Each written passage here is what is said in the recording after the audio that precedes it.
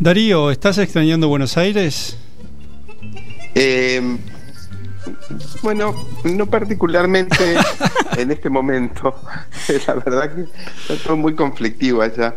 No, es una broma. A mí yo viví en Madrid 7 años y ahora estoy viviendo de vuelta con mi familia hace 1 año y medio. Ajá. Entonces, hace muchos años que yo tengo esa cosa de que cuando estoy en Buenos Aires extraño Madrid y cuando estoy en Madrid extraño Buenos Aires.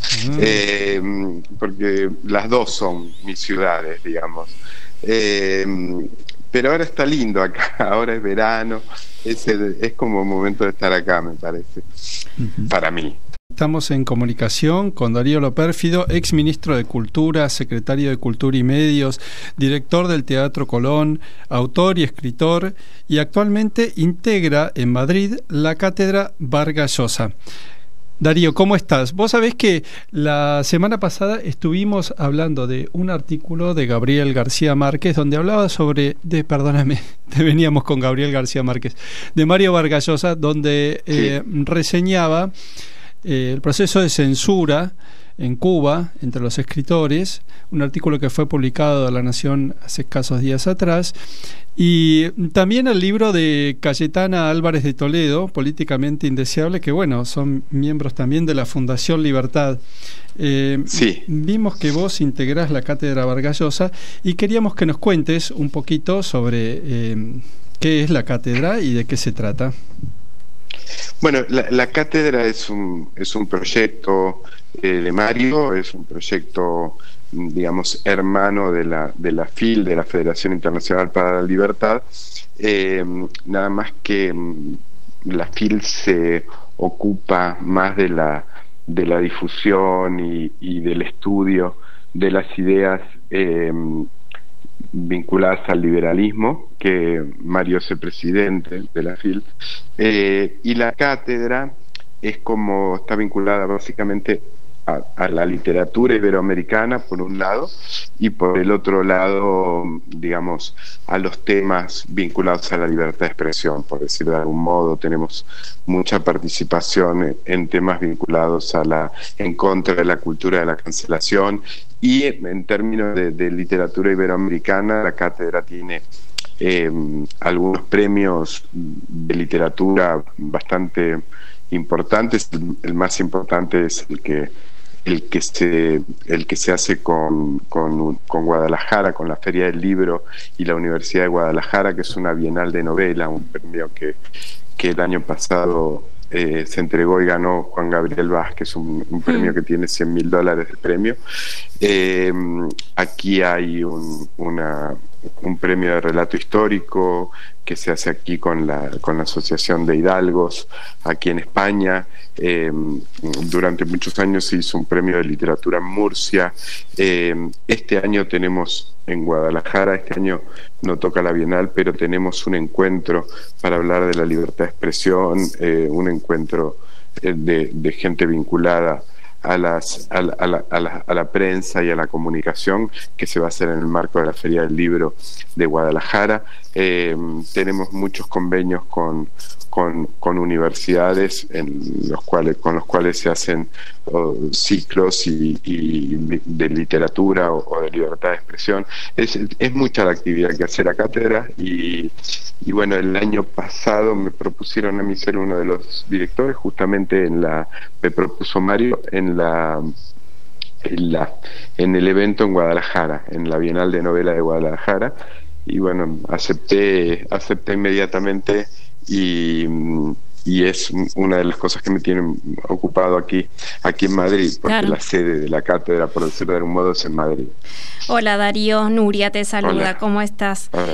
¿Y es un cambio radical para vos estar abocado ahora a la literatura después de haber hecho tanta gestión, por lo menos en nuestro país, ¿no? Y de gestor cultural, porque me imagino que te debe insumir mucho tiempo, leer, vincularte con estos perfiles nuevos de escritores. Mira, por un lado te podría decir que sí, pero la verdad que yo siempre leí mucho, siempre fui muy lector, aunque estuviese haciendo cosas distintas, como por ejemplo cuando era director de Colón me dedicaba mucho a la música, claro. Pero nunca dejé de leer.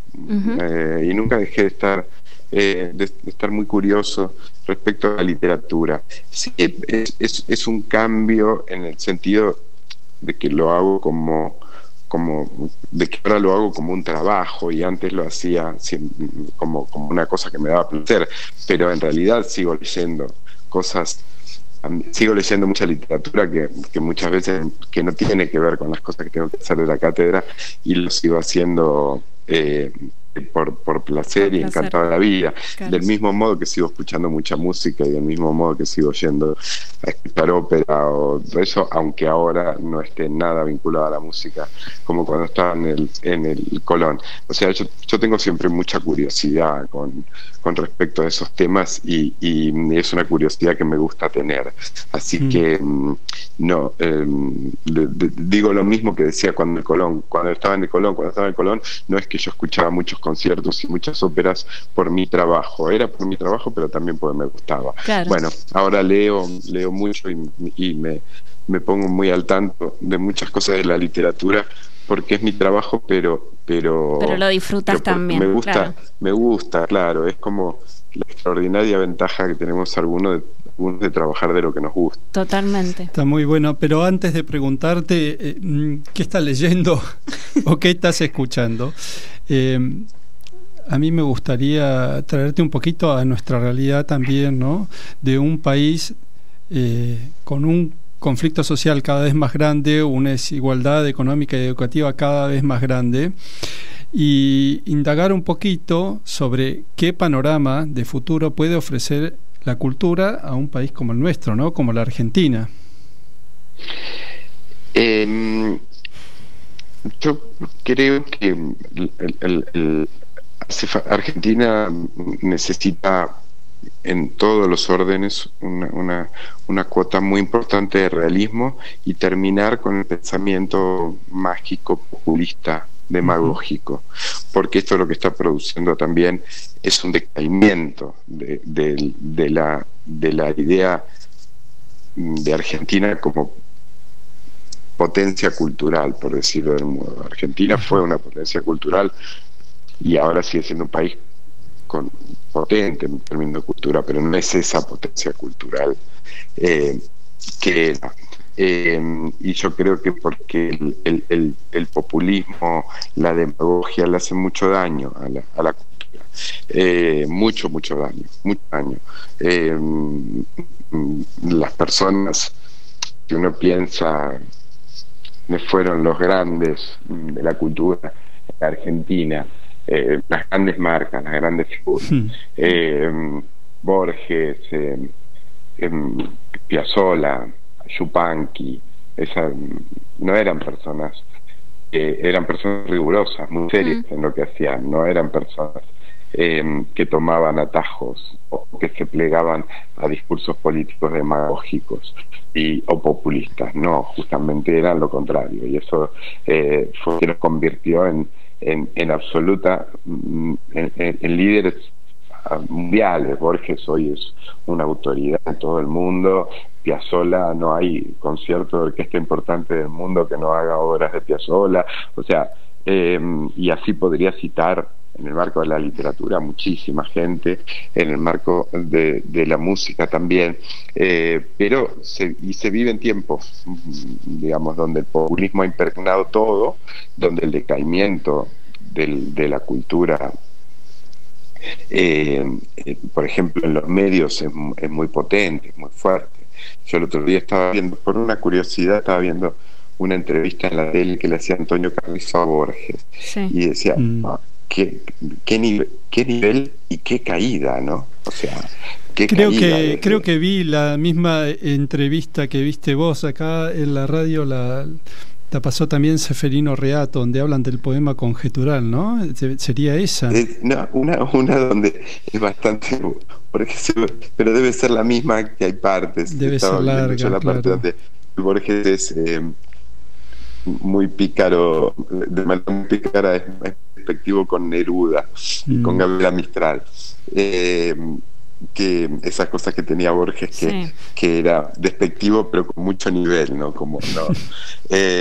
Y bueno, y yo me acuerdo muchos programas de ese tipo, y si uno ve que algunos nos formamos culturalmente viendo en nuestras casas esos programas de televisión, escuchando en radio.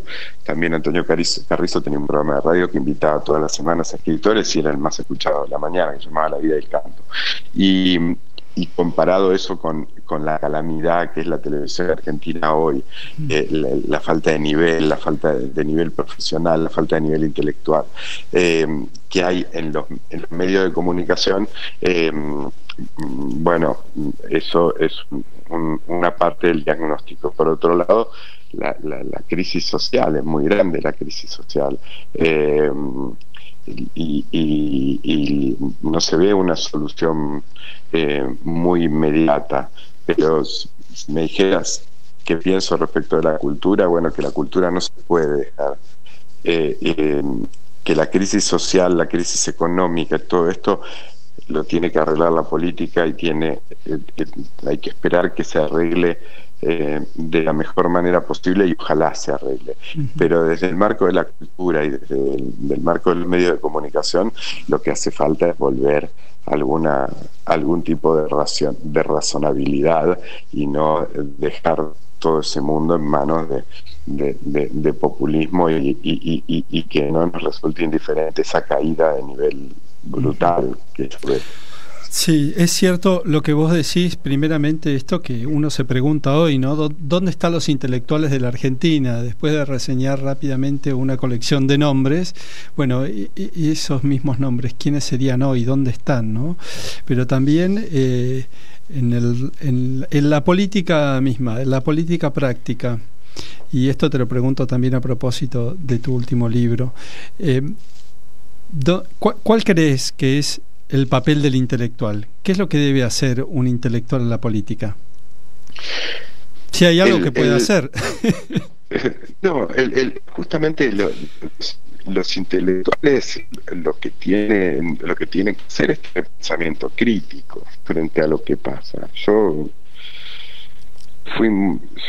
estimo mucho a Sebeli, pero independientemente de estimarlo mucho, cuando él, en el medio de la locura del coronavirus en Argentina, la cuarentena interna y todo esto, sacó un libro reflexionando, y habló mucho reflexionando en torno a lo que está pasando, e introdujo, digamos, una cuña entre ese discurso hegemónico que había, y lo hacía con un nivel teórico muy alto. Bueno, ese es el rol de un intelectual para lo que Argentina. Desafortunadamente, lo que pasa es que se ha llenado últimamente el kirchnerismo, lo que ha generado son la peor forma del intelectual, que es el intelectual orgánico.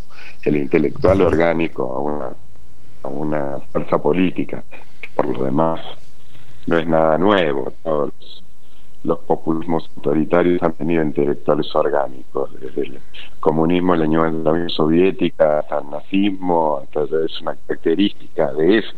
Pero el intelectual del poder no sirve para nada. O sea, el intelectual que sirve es el que piensa, que mira, el que piensa lo que está viendo, y que tiene un espíritu crítico, gobierna quien gobierne, porque justamente ahí es cuando los intelectuales tienen un rol interesante, que es reflexionar sobre la cosa pública. Sí. El intelectual orgánico es una calamidad, una catástrofe.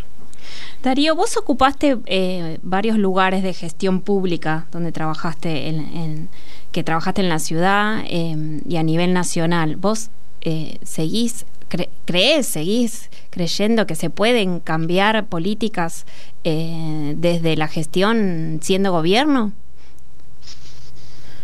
Políticas, sí, yo creo en la gestión y creo en la política, de modo que sí. Lo que pasa que hace falta mucha determinación, sí, y hace falta que el poder político hablando de la cultura, que el poder político acompañe. Yo veo dos tendencias peligrosas en términos de la gestión cultural en la Argentina, que es, se usa para fortalecer una idea política, se usa para o se usa como entretenimiento. Y ahí en eso soy pesimista, porque la confusión de la cultura con el entretenimiento es muy usual, no solo en la Argentina, sino en varios lugares del mundo, y ahí es donde no modificas nada. La verdad que no modificas nada. No,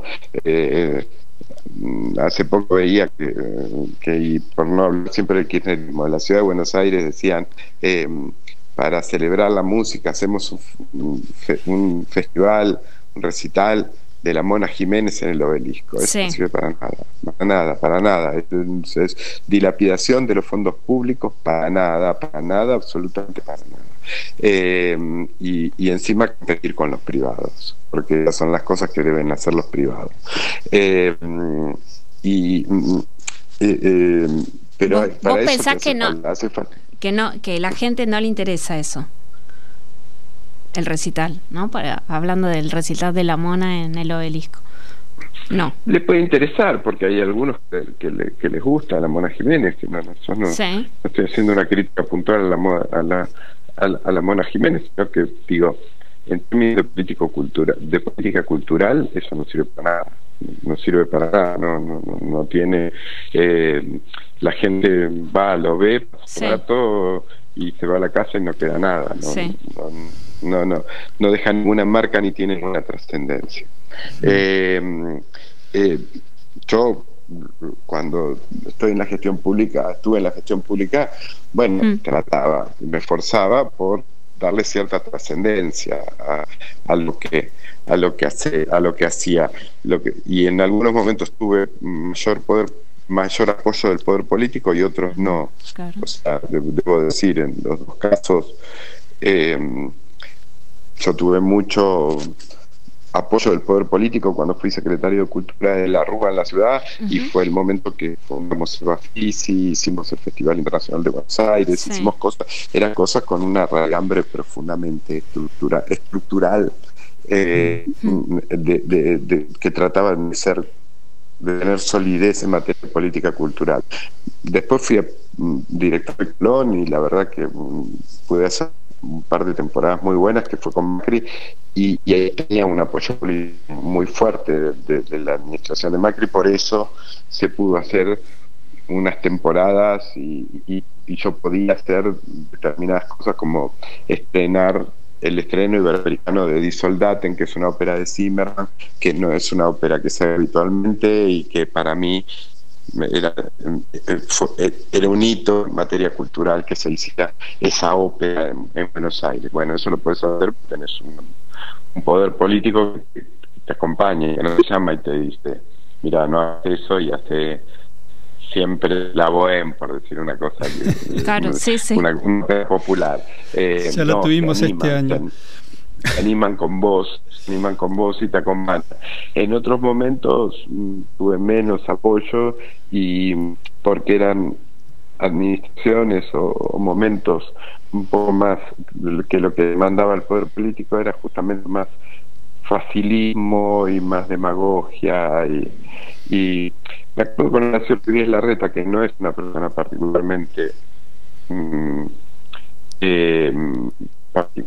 permeable a la sofisticación de la cultura, por decirlo de algún modo, pero sí recuerdo haberlo visto muy entusiasmado en unas jornadas y sobre Borges, en un homenaje a Borges, y que habíamos puesto en distintos lugares de la ciudad cosas de Borges, poemas de Borges y esto, y estaba muy entusiasmado. O sea, digamos, yo creo que es la combinación, que el gestor cultural tiene que tener mucha determinación y bueno, que después el poder político lo acompañe. Que acompañe, tal cual.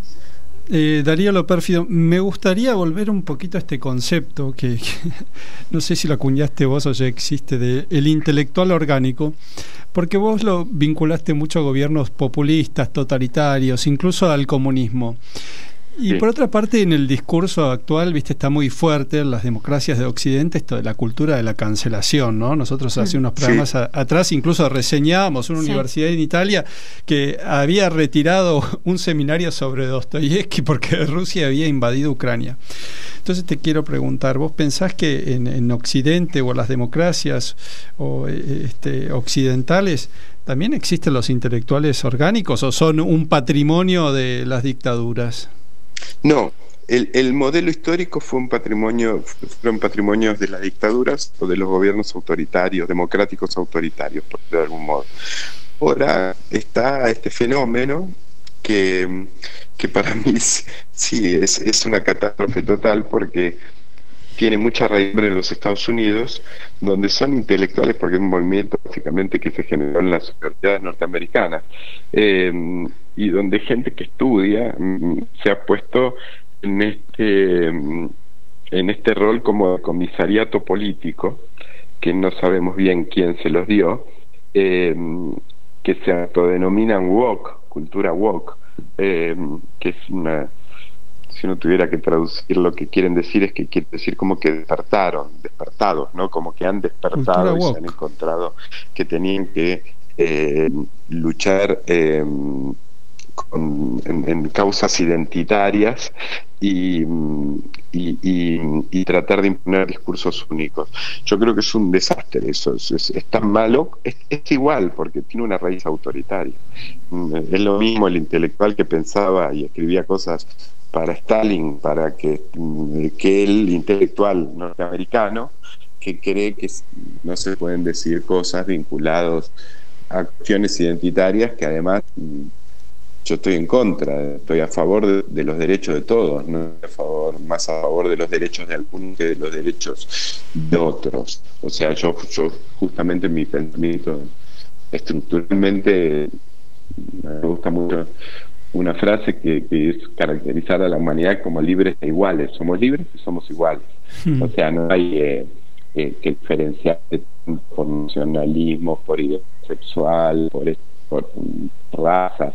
Ahora, si encima los que reivindican esto lo hacen discriminando y censurando al que quiere tener un pensamiento distinto, es muy malo.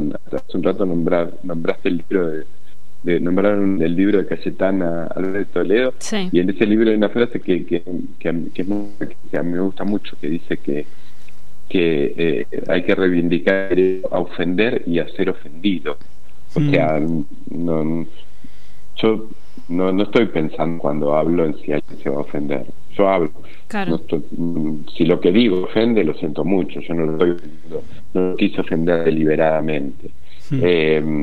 Y en algunas causas, en algunas cuestiones vinculadas a cuestiones identitarias han pasado últimamente en el mundo.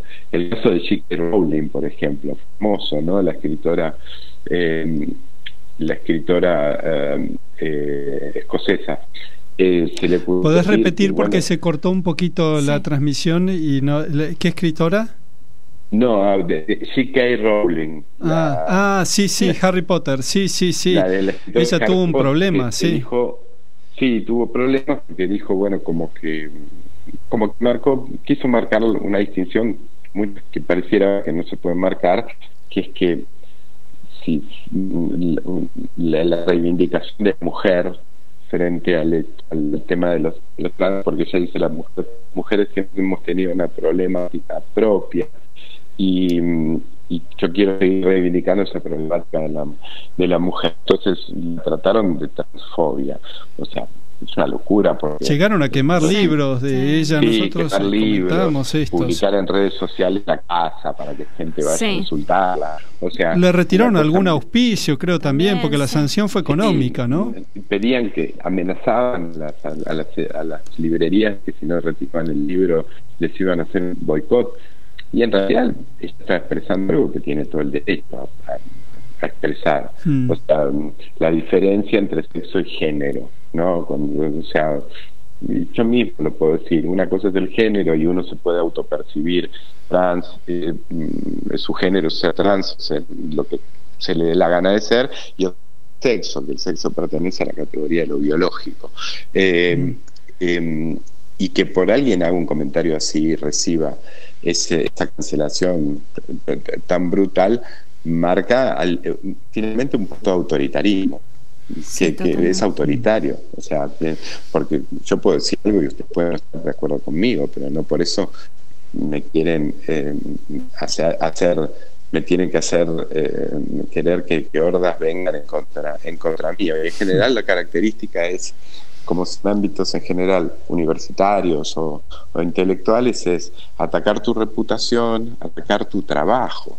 Mucha gente lo que exigen los alumnos cuando un profesor en una universidad de Estados Unidos dice algo que no les gusta, es directamente que lo tienen que echar, que tienen que perder su trabajo. Y esto, tremendo, ¿no? No hay ninguna diferencia entre eso y las estrategias del nazismo, las estrategias del estalinismo. O sea, el esquema de pensamiento es igual. Si no pensás lo que yo digo, te va a ir mal. Claro.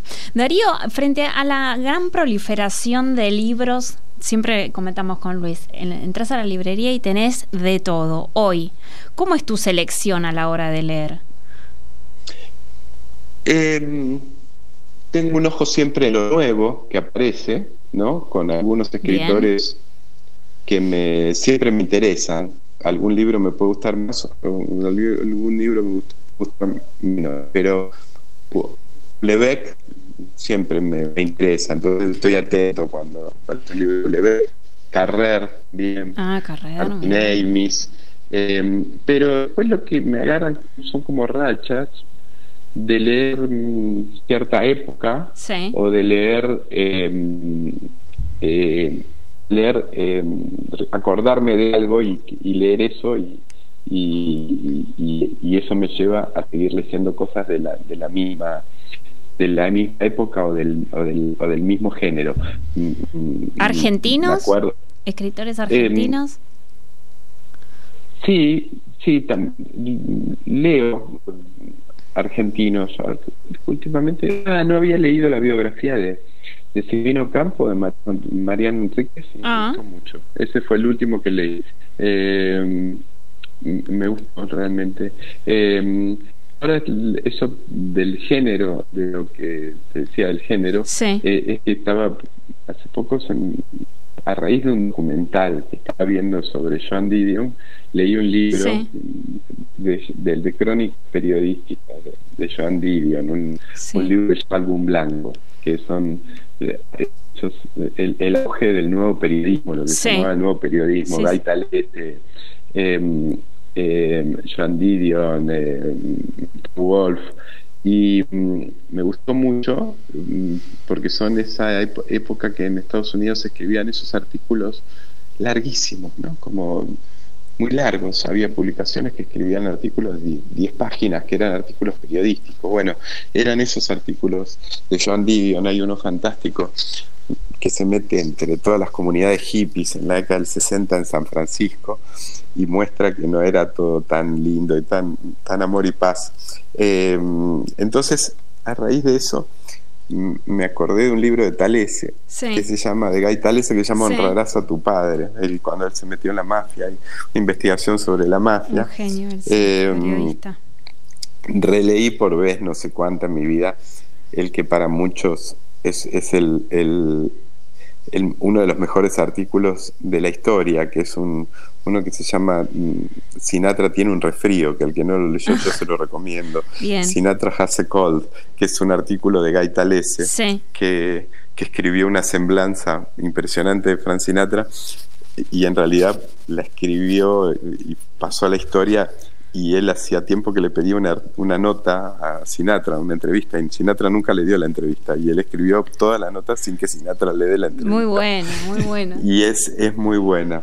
Después, en eso así como de género, estaba releyendo en realidad, porque es un libro que tengo siempre como de consulta, que son las clases de literatura rusa que dio Nabokov, que daba Nabokov. Nabokov cuando se fue a Estados Unidos, cuando tuvo que irse de Rusia, daba unas clases en varias universidades en Estados Unidos, y esas clases eran sobre literatura rusa, y eran tan buenas que se editaron el libro. Se los recomiendo mucho ese libro, y porque toca, y son muy lindas, habla sobre todos los autores rusos, y siempre lo releo, porque también cuando estoy leyendo alguna cosa de algún ruso, me gusta chequear la opinión de Nabokov, porque en ese sentido una de mis debilidades literarias es la literatura rusa. Ahora en estos tiempos me van a cancelar porque dicen no nos vamos más, más, Darío, porque entre Didion y los artículos y todo, Nuria tiene un montón de preguntas en la punta de su lengua, y a mí se me habla de los rusos, me puedo quedar hasta mañana. Pero te quiero preguntar sobre esto después lo voy a googlear a ver si está publicado en castellano o no. Sí, yo lo había comprado en Argentina ese libro. Mirá, se nos va el tiempo, Darío. Le recordamos a nuestros oyentes que estamos en conversación con Darío Loperfido, ex ministro de Cultura. Nos llevamos un montón de recomendaciones. Tomamos nota. Yo el artículo ese, tal vez no lo conocía, lo quiero leer.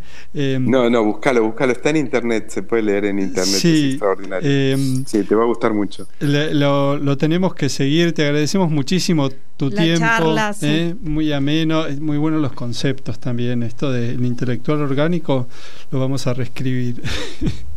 Bueno, Darío, gracias por la charla. No sé cuándo estás de vuelta a la Argentina. Iré en breve, ahora bueno. En estos meses no, porque son los meses de verano aquí, aparte, claro. Bueno, yo tengo un chiquito, que entonces es justo sus vacaciones y es el tiempo para ir a algún lugar con él. Tengo un niño de 3 años, claro.